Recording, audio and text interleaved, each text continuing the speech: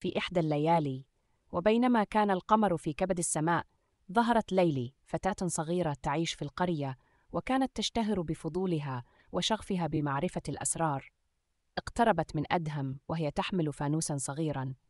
أدهم، هل رأيت شيئاً غريباً يحدث هنا من قبل؟ سألت ليلى بنبرة مليئة بالفضول. كل ليلة أرى الظلام يغطي القرية، وهذا أكثر ما يجب أن نحذر منه. عودي إلى منزلك يا ليلى، فالغابة ليست مكاناً للأطفال. بصرامة، في قرية صغيرة تحيط بها غابة كثيفة، كان هناك حارس يدعى أدهم، معروف بشجاعته وحرصه على حماية القرية من أي خطر. أدهم كان دائم الجلوس ليلاً بجانب بوابة القرية الكبيرة، يراقب الغابة التي كانت تشتهر بالأساطير الغريبة. لكن ليلى لم تستمع. كانت قد سمعت من جدها قصة عن سر قديم مدفون في الغابة، سر يحمي القرية من كوارث كبيرة. قررت أن تكتشفه بنفسها. في تلك اللحظة ظهر ضوء غريب في أطراف الغابة.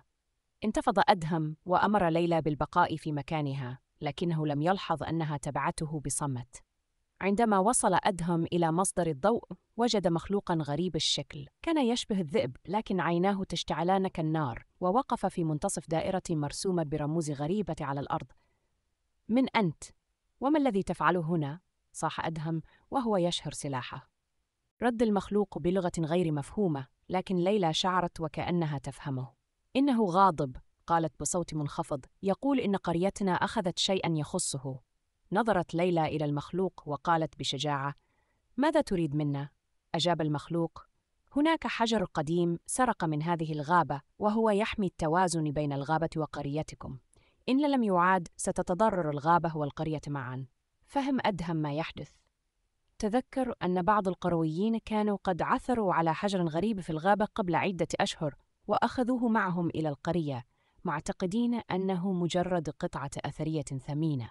قرر أدهم وليلى إعادة الحجر، لكن الطريق إلى الغابة لم يكن آمناً.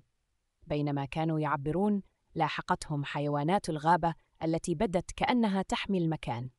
في لحظة شجاعة، وقفت ليلى أمام أحد الذئاب وأخبرته بشيء بلغة المخلوق. توقفت الحيوانات عن مهاجمتهم وكأنها تفهمت نواياهم. وصلوا إلى المكان المطلوب، ووضع أدهم الحجر في وسط الدائرة. فجأة عاد الضوء الغامض وهدأ كل شيء. قبل أن يختفي المخلوق قال: لقد أثبتم شجاعتكم واحترامكم للتوازن. ستبقى قريتكم بأمان طالما حافظتم على هذه العلاقة مع الغابة.